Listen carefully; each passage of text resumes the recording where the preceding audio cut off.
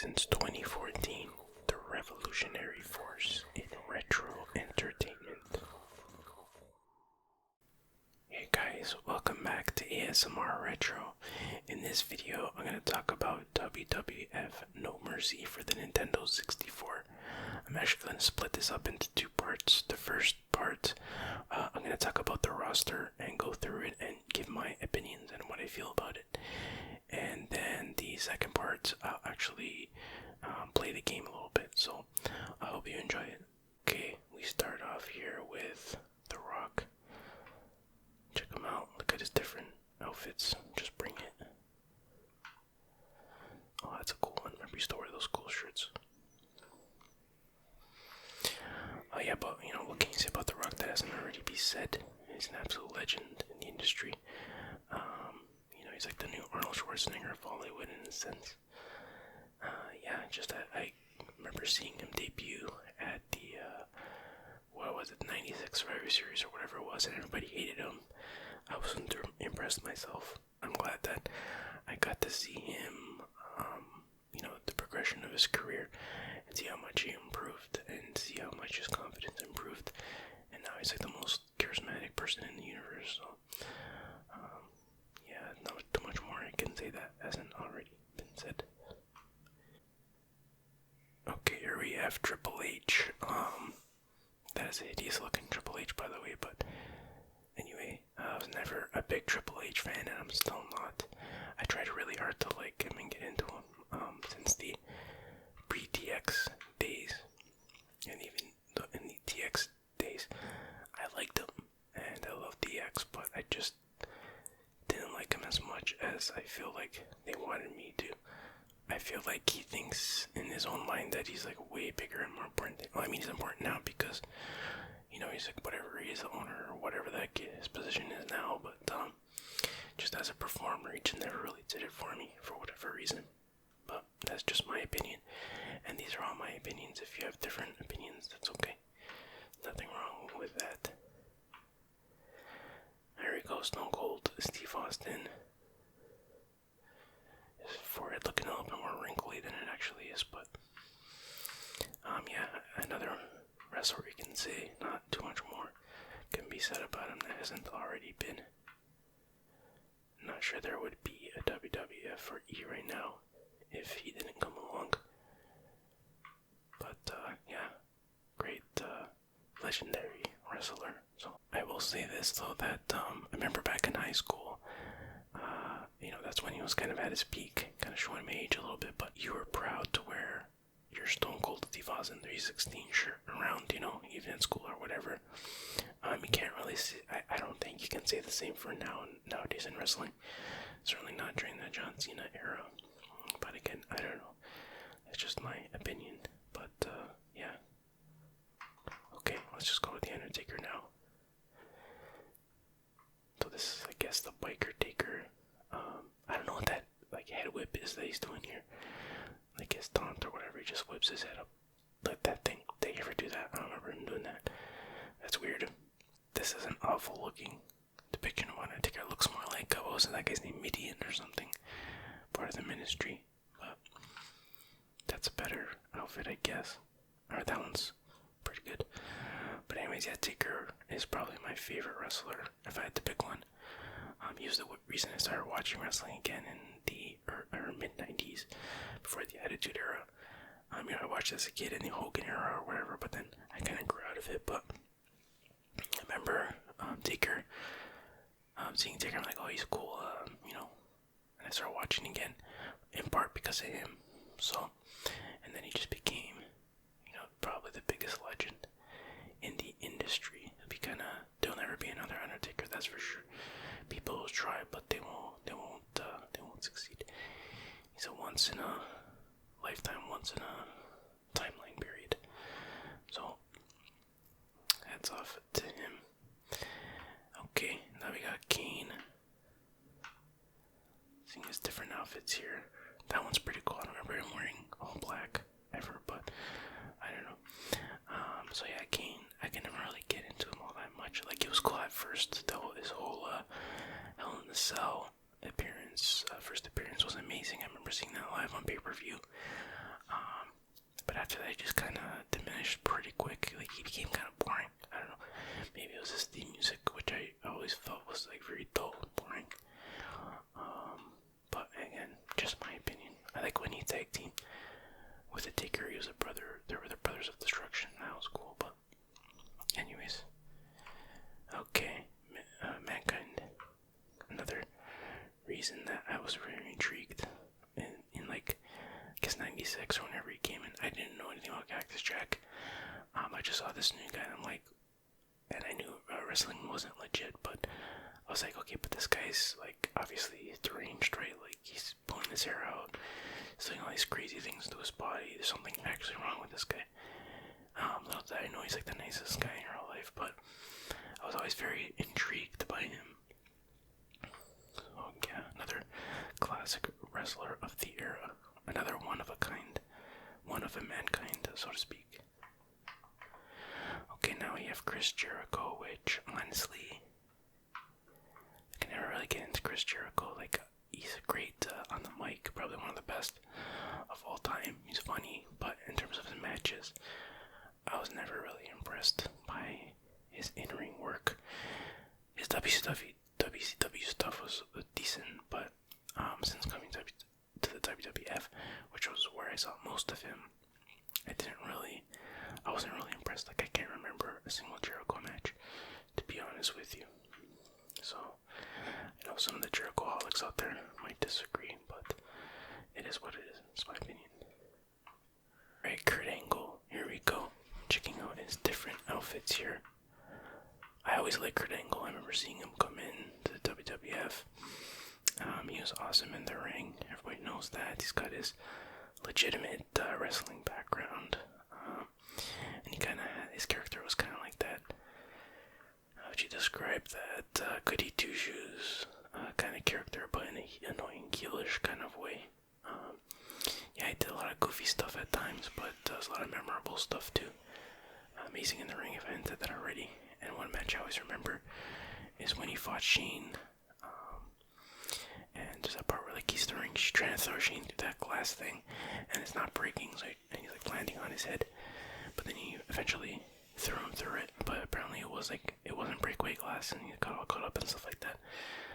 That was very memorable to me, anyways. Okay, Chris Benoit. I don't even really know what to say about him.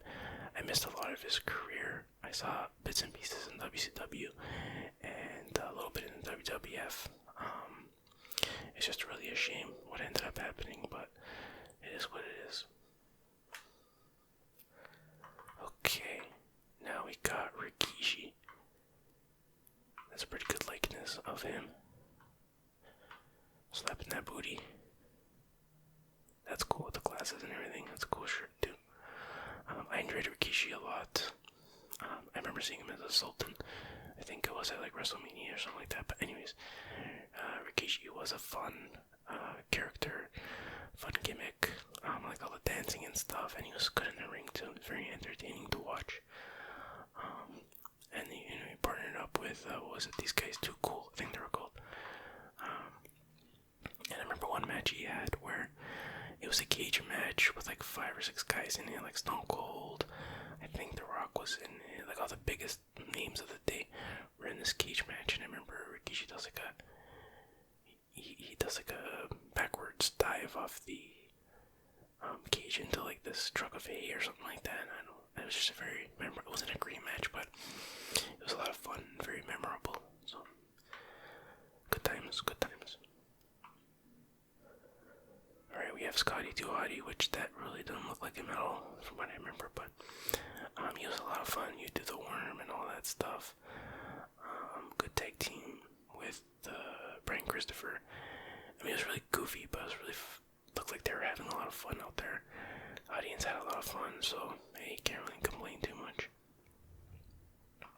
And then you have Grandmaster Sexay, Brian Christopher. Look at that face. And dance. Pretty good depiction of him. He unfortunately passed away not too long ago. And of course he's the son of Jerry the King Lawler. But yeah, it's very entertaining. He was annoying as hell, but that's what his character was supposed to be. So yeah, good times, good memories. Here we have Bubba Ray Dudley, and I might as well do Devon Dudley at the same time. The Dudley Boys, of course, classic tag team.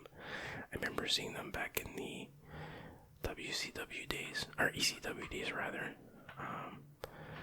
And yeah, what can you say about them? They're a pretty good tag team. A lot of memorable moments, a lot of good matches with, I guess, the Hardys and Edge and Christian and stuff like that. One moment I always remember is when Bubba Ray, he did like, I think it was to Mae Young, he did a power bomb or something like that off the stage through a table. And yeah, she was like, what, 80 years old at the time or something like that. So that was a pretty shocking moment. And the face that Bubba made when he did that is pretty much like the picture of his face here. He was just like, almost like in a catatonic state of disbelief or something like that. It was like, did I just murder an old lady? That was just one of those OMG moments for sure. Okay, we got Jeff Hardy. I'm not the biggest Hardy Boys fans, to be honest with you. I never really got the appeal that much. I mean, they had some good matches, I guess, but as characters, I guess I just didn't really connect with them.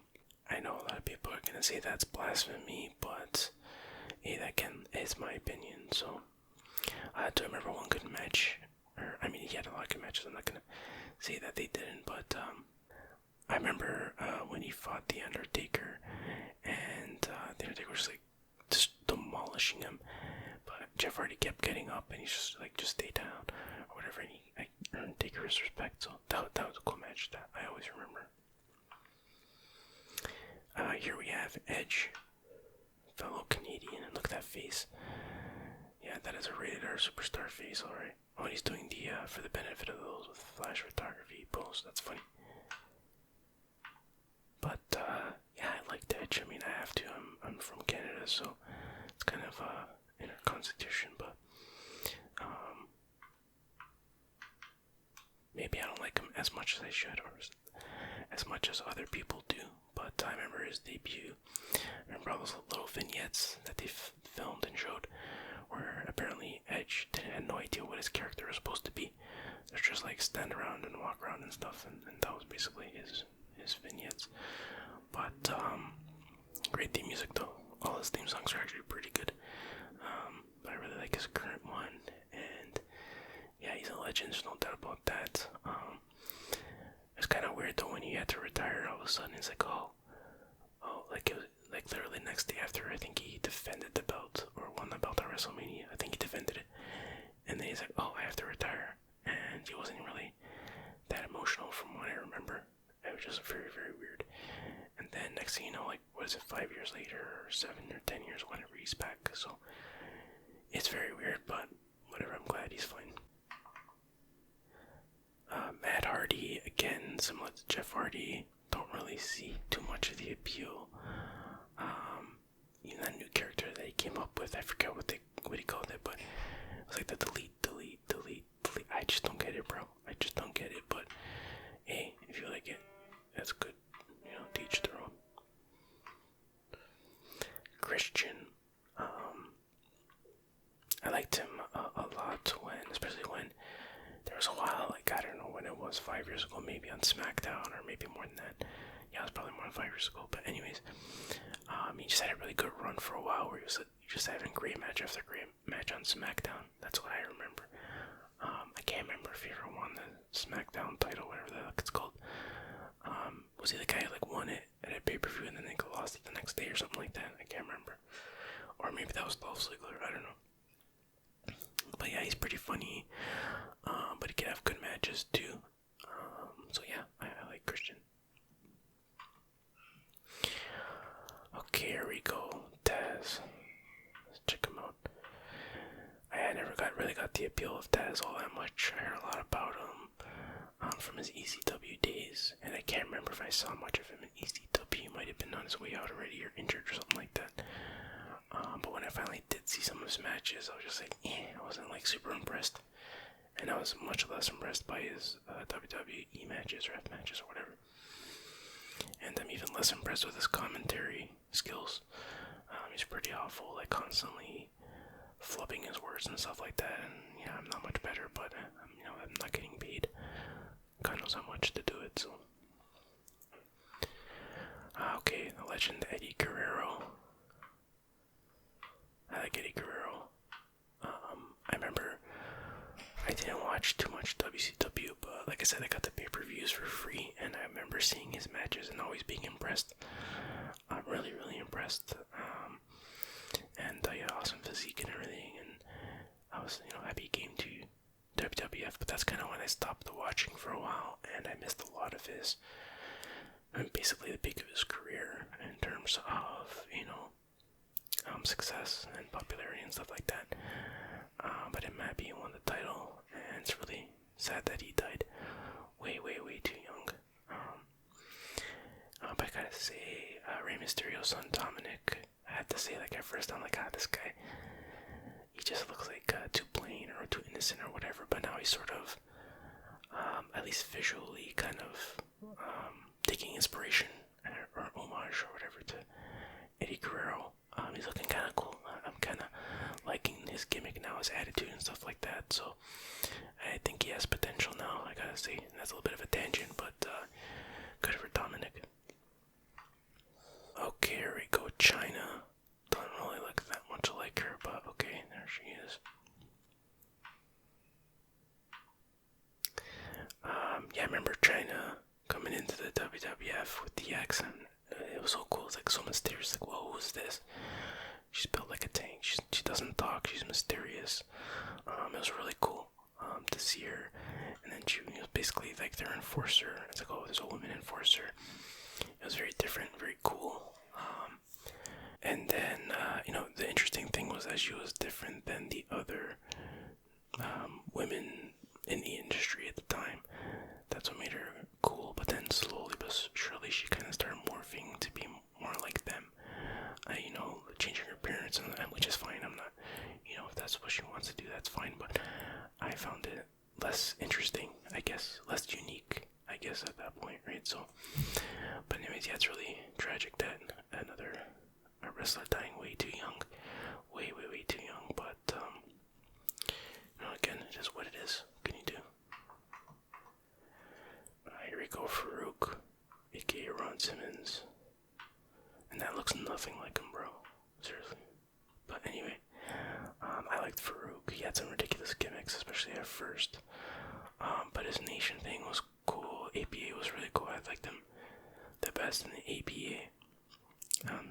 He had good chemistry with Bradshaw, which I don't really like Bradshaw that much, but they had good chemistry. You can't deny that. So, yeah, I never seen his WCW stuff, unfortunately, but yeah, definitely had his place in the history of the WWF. Then there's Bradshaw, which, like I said, I'm not a big fan of his. It looks cool. The APA thing was cool. Again, he had good chemistry with Farouk, but he just always came off as a prick to me, and apparently he was a bully backstage and stuff like that. So, and the JBL stuff with the cowboy hat and everything was ridiculous too. So I'm not a fan of his, but to each their own, I guess. And then we have Dean Malenko. Not too much to say. He has a personality of a doorstop, but good in the ring, and really that's all I can really say about him. And then we have X-Pac. What do I say about X-Pac? Did I have X-Pac heat with him? I wouldn't say that much, but yeah, he can be kind of annoying. Definitely his character was annoying, and after a while it seems like he just didn't care, or he wasn't trying. I don't know if that's true. That was just my impression, but you can't deny his, I guess, importance. I mean, think about it. He was part of the Clique. He was part of the NWO. He was part of DX.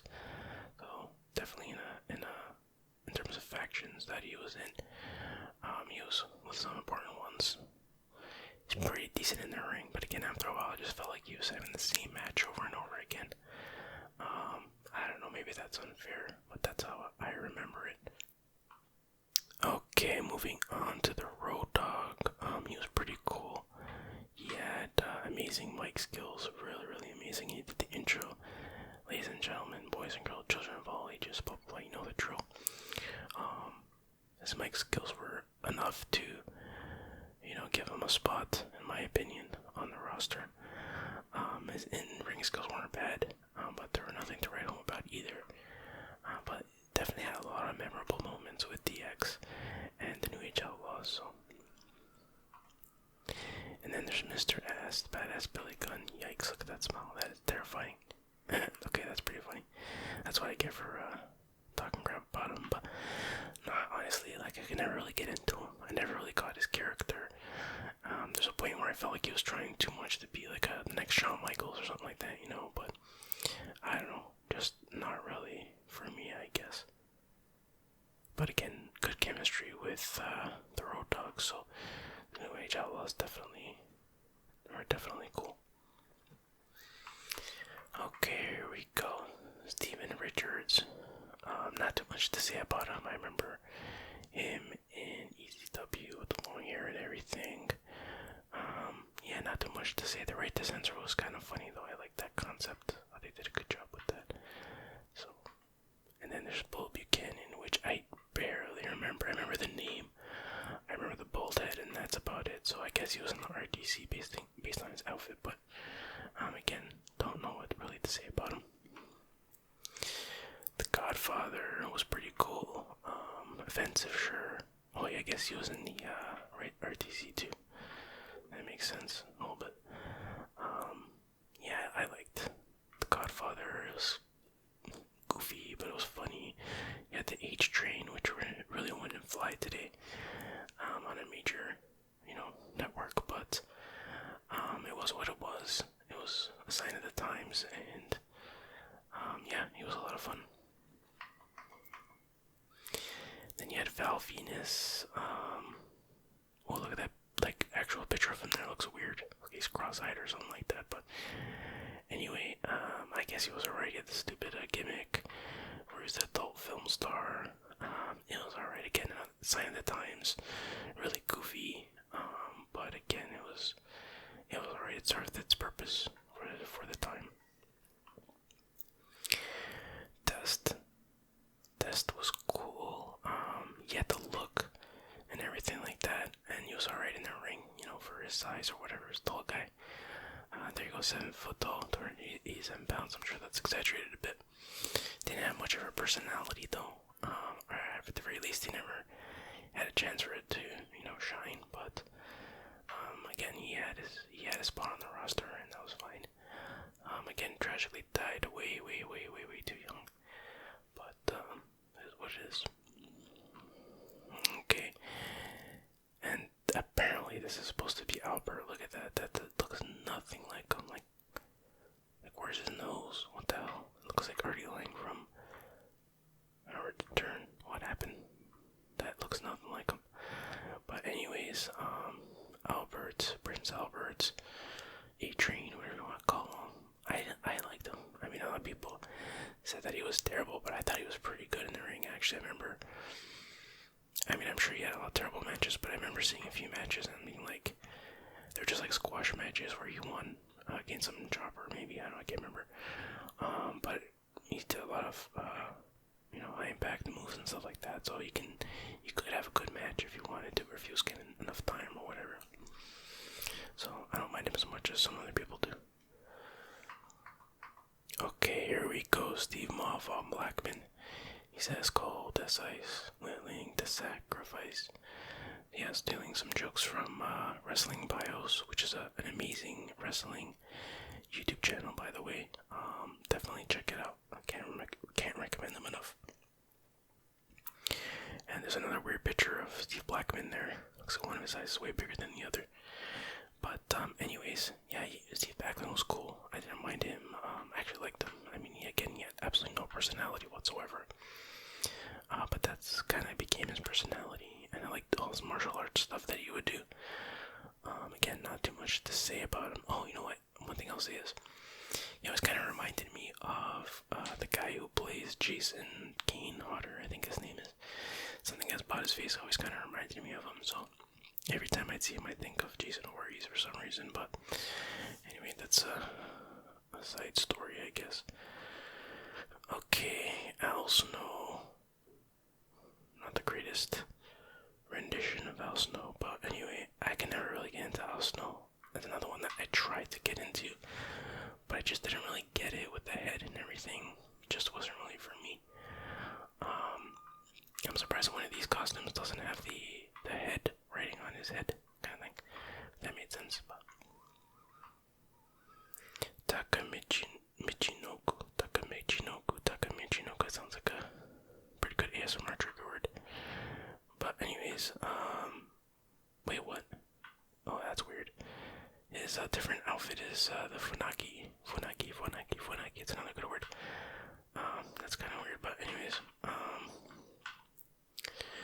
yeah, I always thought he was pretty cool. I mean, not cool, I wouldn't say cool, but pretty good in the ring. It's very different than, the other wrestlers in terms of style. There just wasn't that many wrestlers on the roster at the time that really could have a good match with them. But yeah, in terms of personality, he didn't really have one, so that was his biggest problem. And he always had that like little smile on his face, whether he wanted it or not. Even his his graphic version of him, so to speak, has that smirk on there. And that picture somehow reminds me of the kid who played Anakin in Phantom Menace. Is that possible that it reminds me of him? Like, he has that like little smirk or something, and the hair and everything kind of reminds me of him. But anyways, that's just me. Okay, we have Hardcore Holly. Yeah, he was alright. I mean, it's better than when he was Spark Plug Holly, or whatever that name was. He was alright when they had sort of the hardcore division and stuff like that at the time. He served his purpose. And then we have this guy who was supposed to be his cousin, Crash Holly, who tragically, I believe he passed away a while back, but I didn't really see too much of his work, but I remember he used to come down to the ring with that scale. I think he was, I don't know how that gimmick started, but it was supposed to be like he was saying he's a heavyweight or something like that. Oh yeah, because there, it's funny, he's listed as 6'6", 400 pounds. That's funny. He's actually a pretty small guy. I mean, compared to the other wrestlers anyway. Barry Saturn, don't have too much to say about him. Definitely a unique looking individual, I'll give him that much. But yeah, I didn't see too much of his work, to be honest with you. He was in Raven's vlog, is that how he started? I could be wrong about that. That's how he started, but that's first thing I remember him from. And then you have Essa Rios. I think you say Essa Rios, I don't know. I vaguely remember him. The thing I remember the most about him was that he, Lita debuted with him, if I'm not mistaken. I could be wrong about that, but I always seem to remember that. She debuted as his manager, valet, or whatever you want to call it. Then we have D'Lo Brown. Not too much to say about him. He was alright, I guess, maybe a bit overrated. Like a lot of people, I think even Jim Cornette maybe are always talking about how good he was. I didn't really see anything all that great. He was alright though. Yeah, that's what I'm talking about. Mark Henry. Quite a few outfits. Chocolate, dark chocolate says on his shirt. Oh, it just says chocolate, I think. I don't know. Is that what that says? Chocolate. Yeah, I think so. But anyways, I always like Mark Henry. I think there's a lot of times where they had no idea what to do with them, so they made him do a lot of goofy things where sometimes they're funny, sometimes they're just downright ridiculous. The whole what was it, Mae Young, I think it was, where she gave birth to his hand or something. That was just what the hell. But I think I'm glad though that he got a proper title run, I think, for a while anyways. And when he had like the House of Pain gimmick, which basically Ike Funkasaurus says that they ripped off of him, but anyways, it was good to see him be serious and yeah, I know, an actual badass for a while. I think he deserved that. The Big Boss Man. What I remember the most about him was like in the early days, when he was like feuding with Hulk Hogan and stuff like that. always remember the cage match he had with Hogan, seeing it as a kid, live on TV, and like Boss Man was like climbing out of the cage on the outside. That's how I remember. I know this is how it happened. But I was a kid. I'm like, oh no, he's gonna win. Like I was convinced it was over. Hogan was gonna lose. And then Hogan like gets up because he was on the ground, and then he gets up and like grabs Boss Man's nose through the cage, so he can't keep like descending, and then he ends up like pulling him up over back into the ring. Man, what a great moment that was for a kid to see. But that's my favorite Boss Man memory. Oh, and like there's not so good Boss Man memories when he was. What was it? It was like the Big Show's dad's funeral. I've seen that for real, but and then Boss Man shows up and like starts pulling. He ties a chain around his dad's coffin and starts like dragging it, and then Big Show like jumps on the coffin and he's like riding on the back. I'm pretty sure that was the Big Show was involved with, or Boss Man was involved in that. I could be wrong, but that was awful. But anyway, British Bulldog, another classic wrestler. I remember my most fond memories of Bulldog was when they were with our foundation, doing the whole Canada-US thing. Those were classic days. And then they had that Calgary Stampede pay-per-view, where literally they caused earthquakes because the crowd was cheering so goddamn much. Man, those were good times. But yeah, tragically, another wrestler that died way too young, and Boss Man, if I didn't say that. But and I liked him as a tag team with Owen, and they could be pretty funny at times too. So yeah, good memories. I think another one that passed away is this guy Viscera. Used to be, what was his name before when he was King of the Ring? King Mabel, was it? I don't know. Anyways, I never really enjoyed his matches at all, so. But still, it's sad that he passed. But he was a massive, massive guy. Okay, let me get some of the ladies. We get Stephanie McMahon, and it looks like they mapped Vince's face onto this body. But anyways, never was a big fan of Stephanie. I always kind of found her annoying. I know that's supposed to be her character most of the time, but it's not good annoying. It's the annoying. It's, go home eat, as they call it. Why she did the DX chop, I don't know, but these are different outfits. Alright. Then we have Tori Wilson. I only vaguely remember her. Like, she does the DX chop too, that's weird. But yeah, I don't remember enough about her to really have any comment. Was she the one that was stalking Trish or somebody else? I can't remember. Somebody had a stalker, a female fan, but like as a gimmick or whatever. I don't know. And then we have Trish Stratus, another fellow Canadian. Yeah, she was. I hate this outfit though, stupid like cowboy hat gimmick. I never really got that, but anyways, yeah, she was a really good wrestler, especially for the time where the women's division, the divas as they called them, weren't taken seriously. But you could tell she took it seriously. She wanted to be there, it seemed, anyways. So, and she comes back every once in a while, and she could still wrestle. So, good for her. And then we have the Cat, which honestly I don't remember much about her, except for her blue wig. So, don't really have too much to say. Here's Terry Reynolds. That looks nothing like her. What's going on there? That looks more like Kelly or something like that. But anyways, she was good as Goldust's manager and stuff like that. Yeah, I enjoyed her for what she was. Oh wait, what? Oh, Deborah. That's weird. They combined them into one character. Yeah, Deborah. I mean, what can you really say about her? Lita, I liked her a lot. Again, she's somebody that actually seemed like she cared about the business. You know what I mean? She cared about what she was doing. At least that's what it seemed like to me, anyways, at the time. Yeah, she was a good team up with the Hardy Boys. Actually, was a good fit. So, and then finally we have Ivory, and yeah, she's combined with Jacqueline.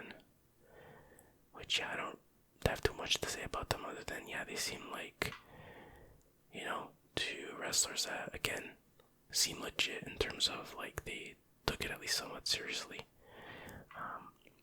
Not like a lot of the fashion model, lingerie model, divas that they picked sometimes, but yeah, that's all I can really say about them. Alright guys, so I think I'll end the video there. That is the whole roster. By default, I'm sure you could unlock more people after, like I'm sure Vince McMahon's in there somewhere. And for the gameplay, I'll make another video for that another day if you guys want to see that. So anyways, I hope you enjoyed the video. I hope you found it relaxing, and I'll see you guys next time. Take care.